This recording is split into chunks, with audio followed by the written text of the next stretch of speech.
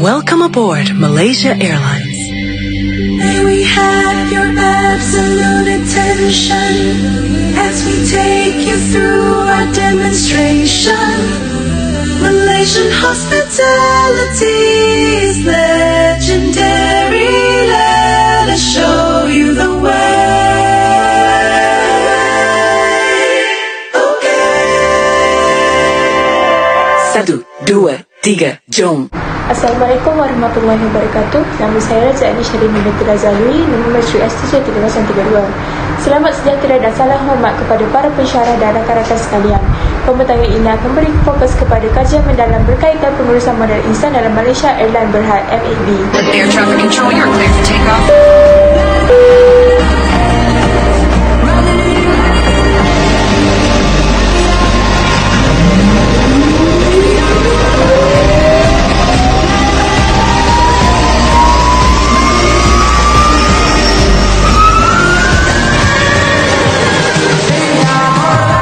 Sebuah syarikat penerbangan nasional yang telah lama menjadi tulang belakang sektor pengangkutan udara negara.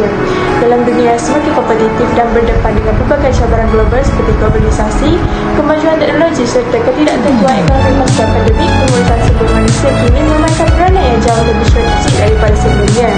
Malaysia Airlines sebagai entiti utama di bawah Malaysia Aviation Group (MAG) bukan sahaja menghadapi persaingan daripada syarikat penerbangan bertaraf antarabangsa dan bertambah rendah, tetapi turut berdepan isu dalaman seperti kesukaran mengekalkan tenaga kerja mahir, kekangan kewangan dan perubahan landscape kerja akibat norma baharu selepas COVID-19. Kebergantungan kepada tenaga kerja berkemahiran tinggi dalam bidang kritikal seperti kejuruteraan penyelenggaraan pesawat menjadikan aspek modal insan sebagai salah satu faktor penentu kepada kejayaan ataupun kegagalan operasi syarikat. Jurutera yang mahir yang berhijrah kepada luar negara demi imbuhan yang terbaik serta cabaran dalam menarik bakat baharu menggambarkan betapa pentingnya strategi pengurusan HR yang berkesan kompetitif dan mampan. Oleh itu, melalui pembintangan ini, saya akan membuka secara terlebih terperinci tentang strategi pengurusan sumber manusia yang sudah dilaksanakan oleh MAB, mengenal pasti-pasti isu-isu yang telah membelenggu organisasi serta mencadangkan langkah penambah baik dan berasaskan pendekatan terbaik dalam pengurusan modal insan global. Sekian daripada saya, terima kasih. Assalamualaikum, saya Milia Azizah binti Moen, S71570 akan membentangkan bahagian konsep dan sorotan literatur.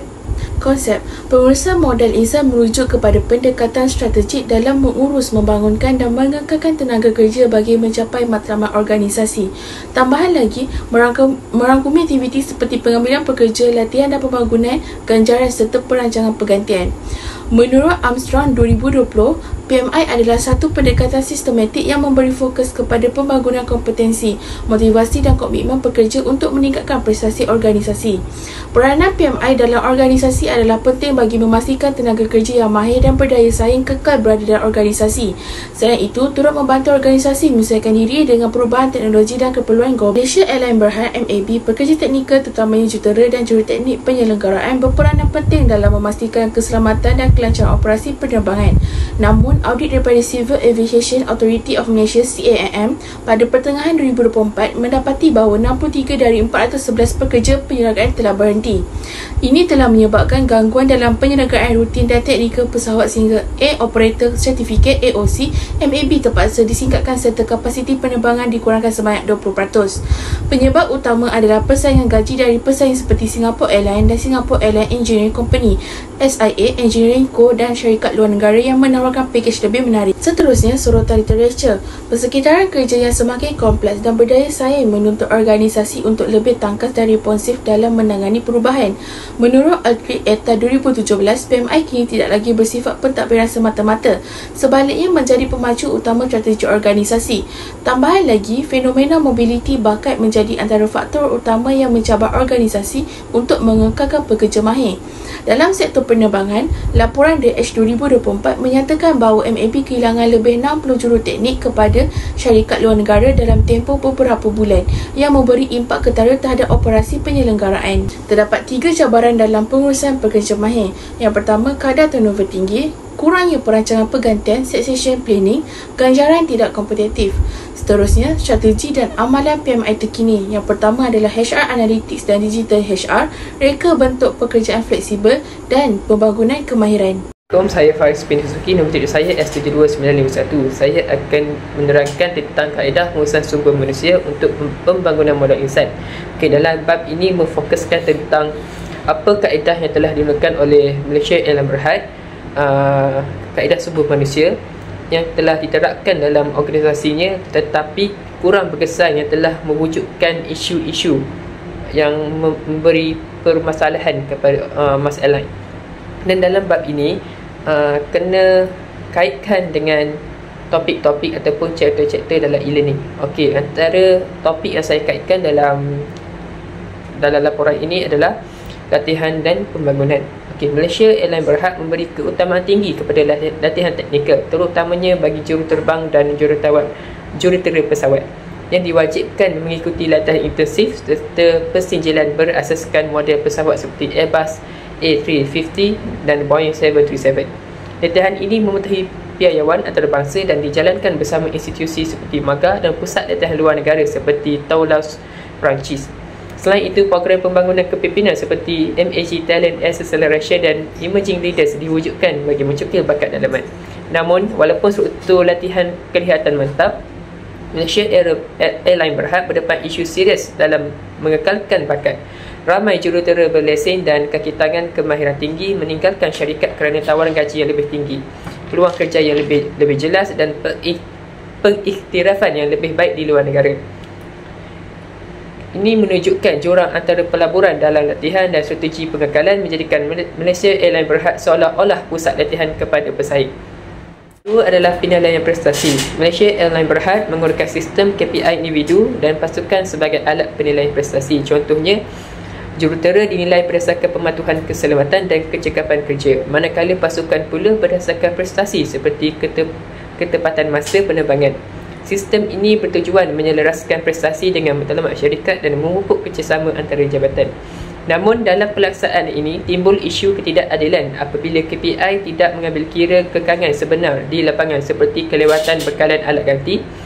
Tambahan pula penglibatan HR dalam rangka KPI adalah terhad dan pekerja tidak diberi bimbingan jelas bagaimana mahu mencapai sasaran.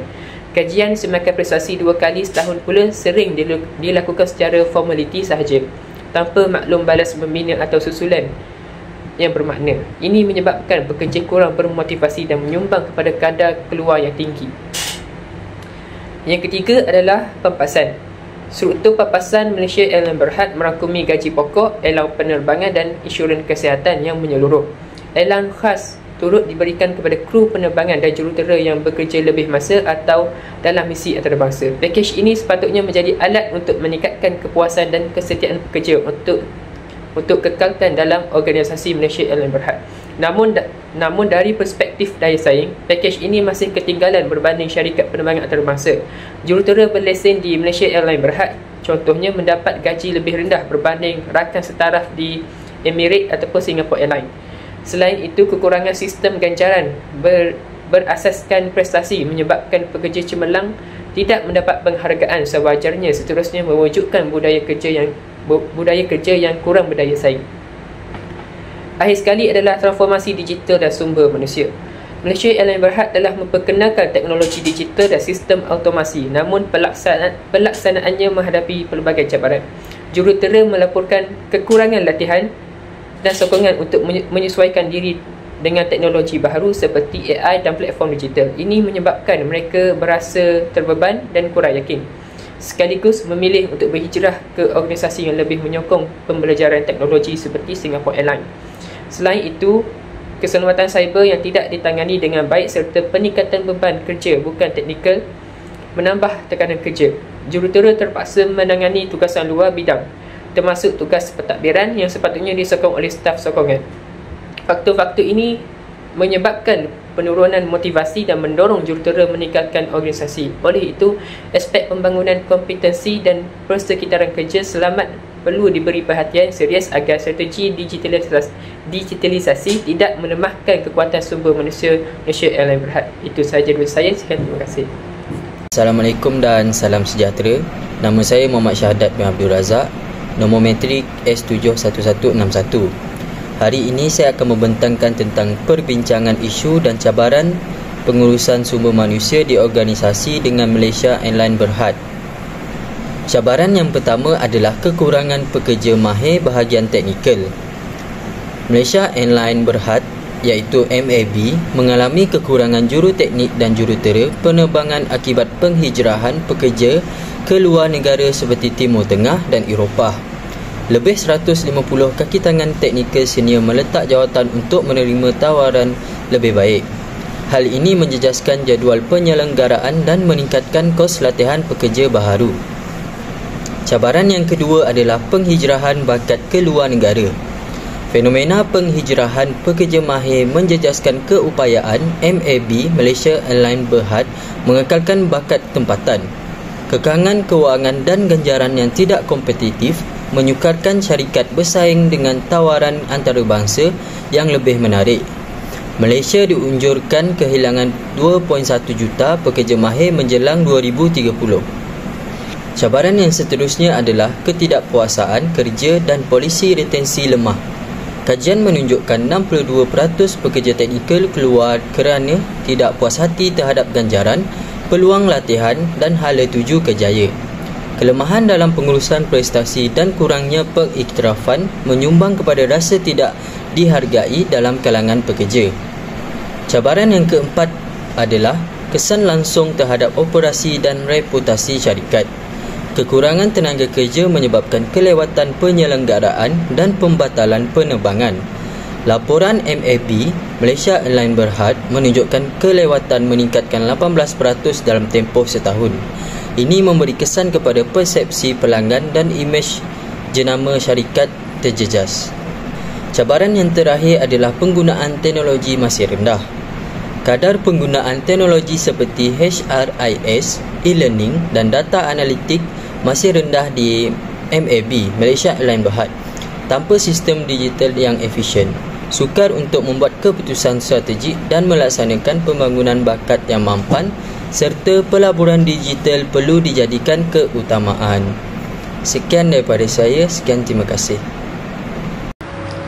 Assalamualaikum, saya Nur Syadira Isri binti Zakaria, nombor metrik S72970. Ini saya akan membentangkan tentang cabaran utama yang dihadapi oleh Malaysia Airlines Berhad dalam pengurusan sumber manusia serta beberapa cadangan yang boleh membantu mengatasi cabaran tersebut. Cadangan-cadangan yang dicadangkan adalah seperti berikut. Pertama adalah Malaysia Airlines perlu meningkatkan skim ganjaran dan insentif yang lebih kompetitif seperti pemberian bonus, saham dan allowance prestasi. Cadangan kedua adalah syarikat harus memberi penekanan kepada latihan berimpak tinggi dalam kemahiran digital, kepimpinan dan pemikiran kritikal untuk memastikan pekerja sentiasa bersedia menghadapi perubahan. Cadangan yang ketiga adalah budaya kerja yang inklusif dan inovatif harus dipupuk melalui penggalakan komunikasi terbuka, kerjasama antara jabatan dan pengiktirafan terhadap idea baharu daripada semua peringkat pekerja. Cadangan yang keempat adalah penggunaan teknologi berasaskan dasar dalam pengurusan sumber manusia boleh membantu syarikat memahami pola keluar masuk pekerja serta meningkatkan strategi pengurusan tenaga kerja secara lebih fokus dan efisien. Cadangan yang terakhir adalah Malaysia Airlines harus menyediakan peluang pembangunan kerjaya yang lebih fleksibel dan melaksanakan program pembangunan kepimpinan yang berterusan agar pekerja merasa dihargai, bermotivasi serta mampu menyumbang secara optimal kepada kejayaan syarikat. Akhir sekali, walaupun pelbagai langkah telah diambil, cabaran kekurangan insentif dan daya saing gaji masih memerlukan perhatian. Oleh itu, pelaburan berterusan dalam latihan berimpak tinggi dan perubahan budaya organisasi adalah kunci utama bagi memastikan Malaysia Airlines kekal kompetitif dan mampu menghadapi cabaran masa depan. Sekian sahaja pembentangan saya. Terima kasih atas perhatian.